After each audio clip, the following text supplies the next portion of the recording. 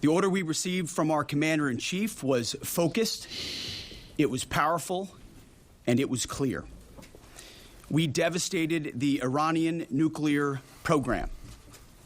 But it's worth noting the operation did not target Iranian troops or the Iranian people. For the entirety of his time in office, President Trump has consistently stated for over 10 years that Iran must not get a nuclear weapon. Full stop.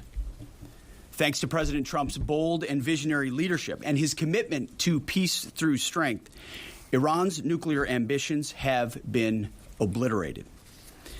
Many presidents have dreamed of delivering the final blow to Iran's nuclear program, and none could until President Trump. The operation President Trump planned was bold and it was brilliant, showing the world that American deterrence is back. When this president speaks, the world should listen. And the U.S. military, we can back it up. The most powerful military the world has ever known. No other country on planet Earth could have conducted the operation that the chairman is going to outline this morning. Not even close. Just like Soleimani found out in the first term, Iran found out when POTUS says 60 days that he seeks peace and negotiation, he means 60 days of peace and negotiation. Otherwise, that nuclear program, that nuclear capability will not exist. He meant it. This is not the previous administration. The President Trump said no nukes. He seeks peace, and Iran should take that path. He sent out a truth last night saying this: any retaliation by Iran against the United States of America will be met with force far greater than what was witnessed tonight. Signed, the President of the United States, Donald J. Trump. Iran would be smart to heed those words. He's said it before, and he means it. I want to give recognition to the Chairman of the Joint Chiefs of Staff, the Joint Staff, General Eric Kurilla at CENTCOM, who did a phenomenal job, he and his staff. All of CENTCOM, policy, across the board. This was a joint effort, and across the Pentagon effort. I want to recognize the pilots who flew those bombers, who flew those fighters, who flew those refuelers, warriors. I want to recognize the sailors on those destroyers, in those subs, on those carriers, warriors, all of them. I want to recognize our soldiers doing air defense, base defense, QRF, warriors, all of them. Every American involved in this operation performed flawlessly. And I want to give recognition to our allies in Israel as well. This is a plan that took months and weeks of positioning and preparation so that we could be ready when the President of the United States called. It took a great deal of precision. It involved misdirection and the highest of operational security. Our B-2s went in and out of downtown Tehran, of these nuclear sites, in and out and back without the world knowing at all. In that way, it was historic. A strike that included the longest B-2 Spirit bomber mission since 2001 and the first operational employment of the MOP, a massive ordnance penetrator. The mission demonstrated to the world the level of joint and allied integration that speak to the strength of our alliance and our joint forces. As President Trump has stated, the United States does not seek war. But let me be clear. We will act swiftly and decisively when our people, our partners, or our interests are threatened. Iran should listen to the President of the United States and know that he means it, every word. I want to give congratulations to our Commander-in-Chief. It was an honor to watch him lead last night and throughout, and to our great American warriors on this successful operation. God bless our troops. God bless America. And we give glory to God for his providence and continue to ask for his protection. I turn it over now to the chairman for specifics.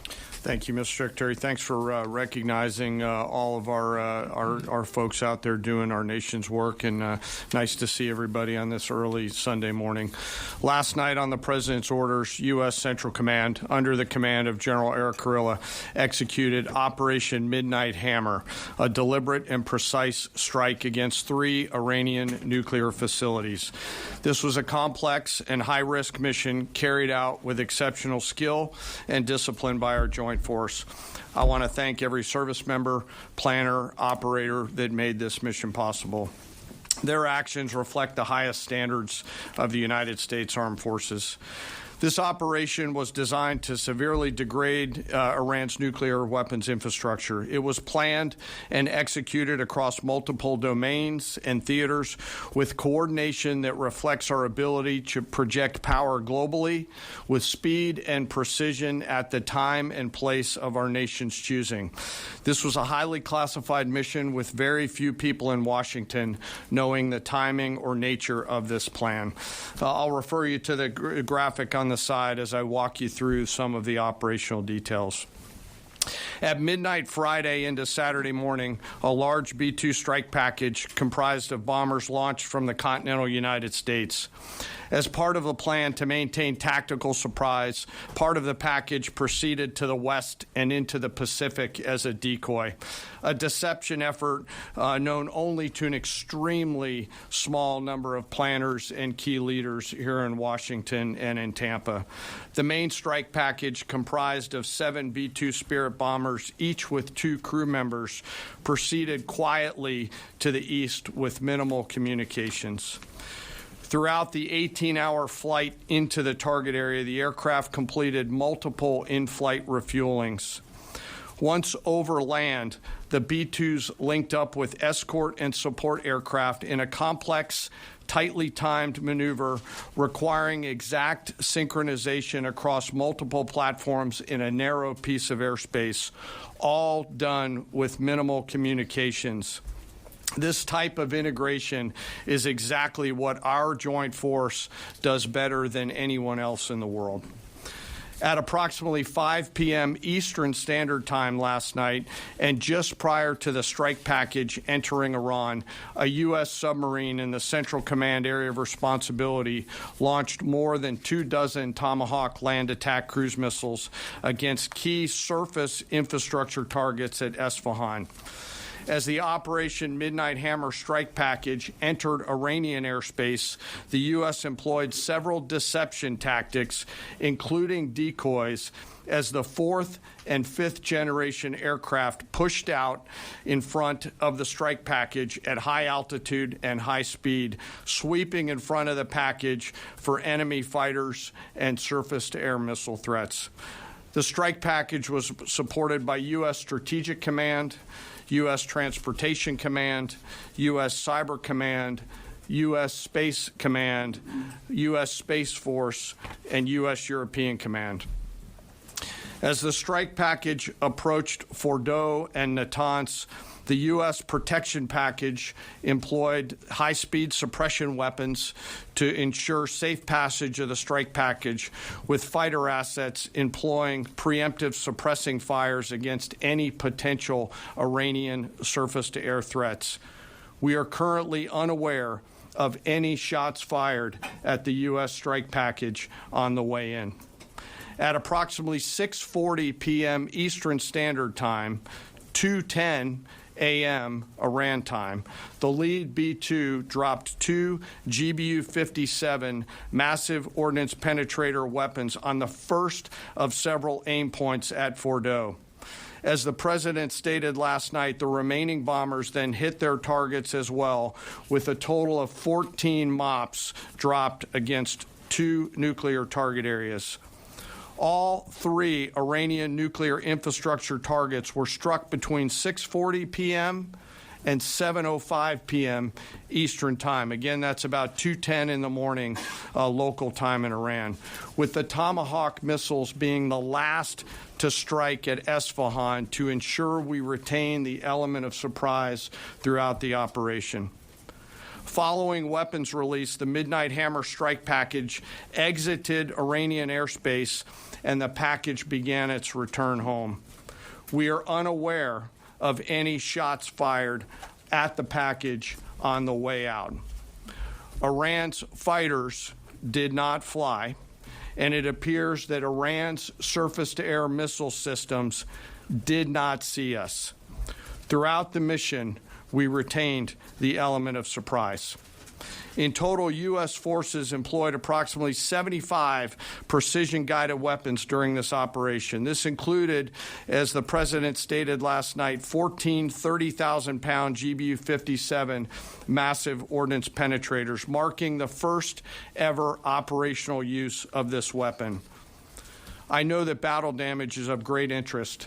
Final battle damage will take some time, but initial battle damage assessments indicate that all three sites sustained extremely severe damage and destruction. More than 125 U.S. aircraft participated in this mission, including B-2 stealth bombers, multiple flights of fourth and fifth generation fighters, dozens and dozens of air refueling tankers, a guided missile submarine, and a full array of intelligence, surveillance, and reconnaissance aircraft, as well as hundreds of maintenance and operational professionals. As the Secretary said, this was the largest B-2 operational strike in U.S. history and the second longest B-2 mission ever flown, exceeded only by those in the days following 9/11. Well prior to the strike, General Kurilla elevated force protection measures across the region, especially in Iraq, Syria, and the Gulf. Our forces remain on high alert and are fully postured to respond to any Iranian retaliation or proxy attacks, which would be an incredibly poor choice. We will defend ourselves. The safety of our service members and civilians remains our highest priority. This mission demonstrates the unmatched reach, coordination, and capability of the United States military. In just a matter of weeks, this went from strategic planning to global execution. This operation underscores the unmatched capabilities and global reach of the United States military. As the President clearly said last night, no other military in the world could have done this.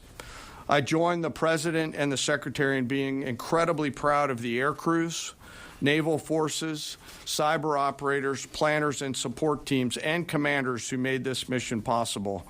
It is their skill, discipline, and teamwork that makes this operation possible. I am particularly proud of our discipline related to operational security, something that was of great concern to the President, the Secretary, General Kurilla, and me, and we will continue to focus on this. As we stand here this morning, many assets are still airborne, and we have hundreds deployed.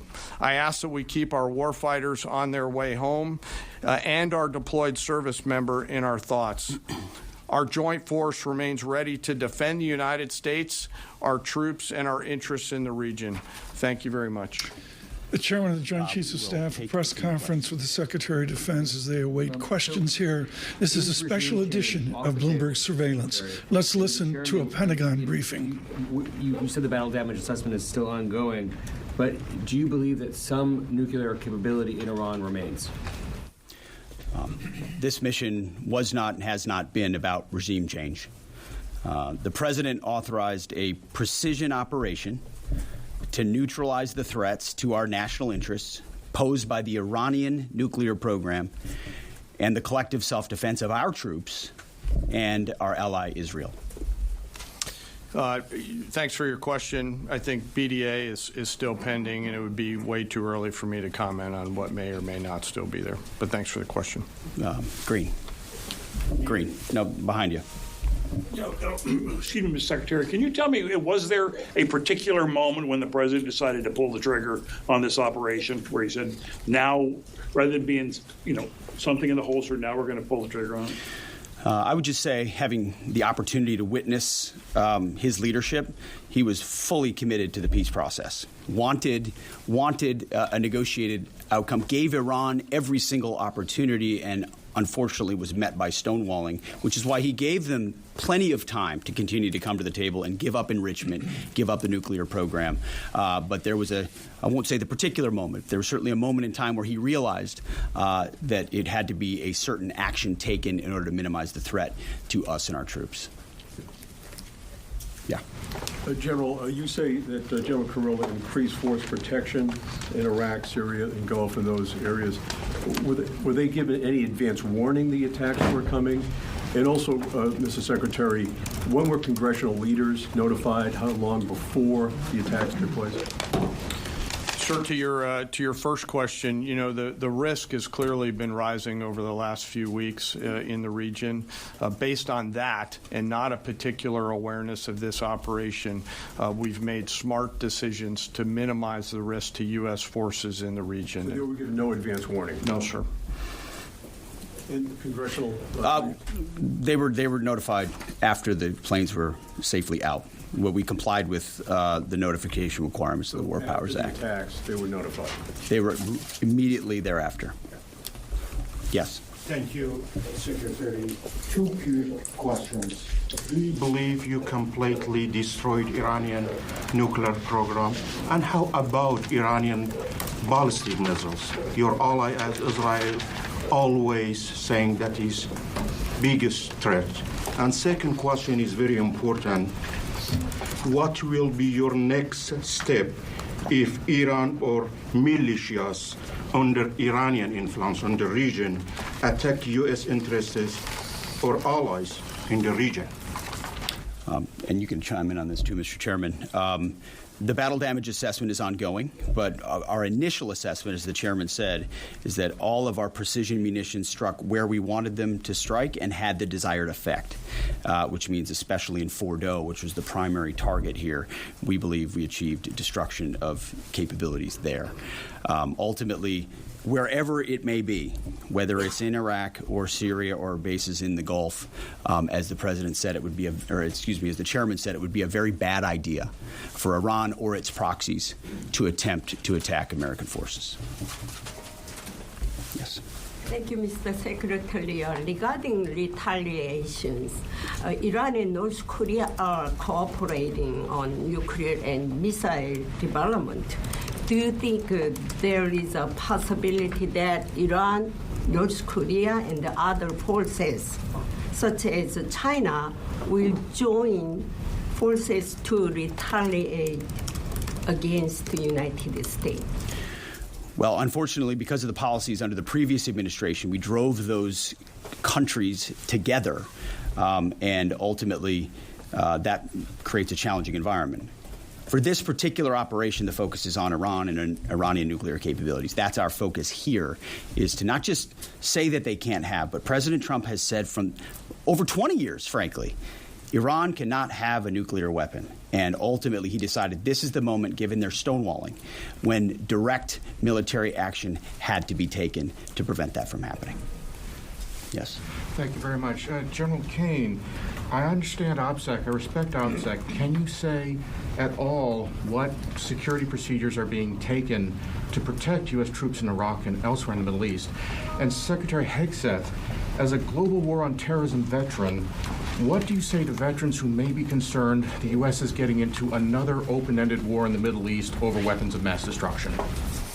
Thanks, sir, for the question. I won't comment on what force protection measures are being taken in the region. What I will say is we're being proactive and not reactive, and being very thoughtful about ensuring that we do all that we can to protect our forces out there. And I would just say, as the president has directed and made clear, this is most certainly not open-ended. It doesn't mean it limits our ability to respond. We will respond if necessary. The most powerful military in the world is postured and prepared to defend our people. But what the president gave us, as I said, was a focused, powerful, and clear mission on the destruction of Iranian nuclear capabilities. Those were the targets. That's what was struck. That was overwhelming. That's what was overwhelming. That's what the Iranian regime needs to understand, as the president put out last night. He wants peace. There needs to be a negotiated settlement here.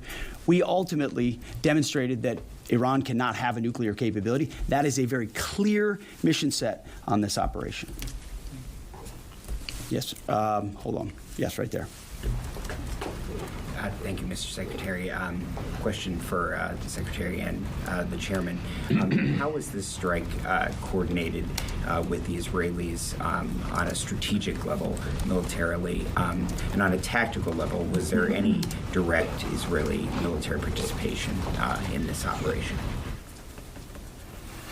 Well, I would say certainly Israel had an incredible military success, especially at the beginning and ongoing, in degrading Iranian capabilities, in degrading Iranian launchers, MRBMs. It's been incredible to watch what our ally Israel has been able to do.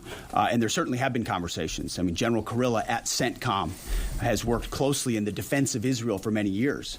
And part of this operation was the defense of Israel and the ongoing defense of Israel. But as it pertains to this strike, this was U.S. operated and U.S. led. We took advantage of some of the preparatory work that's been done over the past week and a half in terms of axis of approach. I won't get into the particulars, but as the Secretary said, it was a U.S. strike. We made sure we were not in the same piece of airspace and sky. Aside from that, that was the extent of it. We'll take a couple more. Yeah, right there. Question to the Secretary first. Are you concerned whatsoever now about the reaction from U.S. allies given the strike, particularly those in the Gulf? And to the Chairman, if I may, I understand you don't want to speak to specific assets and force protection measures, but do you anticipate at least having to bring in any further assets from other theaters to aid in force protection over the coming days? We certainly understand the challenges of allies in the region. And we have been respectful and in working in collaboration with them as it pertains to basing and sensitivities there. Ultimately, they've got a lot of assets and people in those locations also where American troops are co-located. So that's a consideration of ours. We've been in close consultation with them, and we appreciate the support that we have got. Thanks for the question on sort of the global picture. And as you know, that's one of my jobs, is to look globally at the entire range of challenges. We are always carefully considering our force posture around the world and then offering options to the Secretary and to the President. I won't comment on any future things, but the American people should know that we carefully consider those moves around the world and try to modulate as needed our force structure in the region. Absolutely. Yeah, right here. Thank you. What communications are being sent to the Iranians right now, and is there any possibility of diplomacy now or in the coming days? I can only confirm that there are both public and private messages being directly delivered to the Iranians in multiple channels, giving them every opportunity to come to the table. They understand precisely what the American position is, precisely what steps they can take to allow for peace, and we hope they do so. Yes. The president may not want an open-ended conflict. The Iranians may disagree. Are you prepared for a protracted war? Well, anything can happen in conflict. We acknowledge that. But the scope of this was intentionally limited. That's the message that we're sending. With the capabilities of the American military, nearly unlimited. So Iran, in that sense, has a choice. But we've made it very clear to them, this is nuclear sites, this is nuclear capabilities, this is the line that the president set, and we set that back. Now is the time to come forward for peace. But I think one of the takeaways from this as well is the unprecedented level of ongoing cooperation. I can't speak highly enough of the chairman and his staff and General Kurilla in CENTCOM, what they've done to look around the corner, to pre-position, to understand how an operation like this comes together. The scope and scale of what occurred last night would take the breath away of almost any American if you had an opportunity to watch it in real time. And I think Tehran is certainly calculating the reality that planes flew from the middle of America and Missouri overnight, completely undetected, over 3 of their most highly sensitive sites, and we were able to destroy nuclear capabilities. And our boys in those bombers are on their way home right now. We believe that'll have a clear psychological impact on how they view the future, and we certainly hope they take the path of negotiated peace. But I could not be more proud of how this building operated, of the precision, the sensitivity, and the professionalism of the troops involved in this effort. I will take one more. We'll take one more question. Yes, right there. Thank you, Mr. Secretary. Concerning the justification for these strikes, in March, the Office of the Director of National Intelligence released their threat assessment, concluding, quote, Iran is not building a nuclear weapon, and Caine has not authorized the nuclear programs he suspended in 2003, unquote. So what new intelligence does the U.S. have since then that the Iranians have changed their position on nuclear weapons? And does this new intelligence come from U.S. sources and methods, or are we getting this information from other countries? Well, I would just simply say that the president's made it very clear. He's looked at all of this, all of the intelligence, all of the information, and come to the conclusion that the Iranian nuclear program is a threat. And was willing to take this precision operation to neutralize that threat in order to advance American national interests, reduce the Iranian nuclear program, and obviously collective self-defense of ourselves and our allies. So he looked at all of it, understood the nature of the threat, and took bold action I think the American people would expect in a commander-in-chief. That's all we've got. Thank you very much. Appreciate it, Mr. Chairman.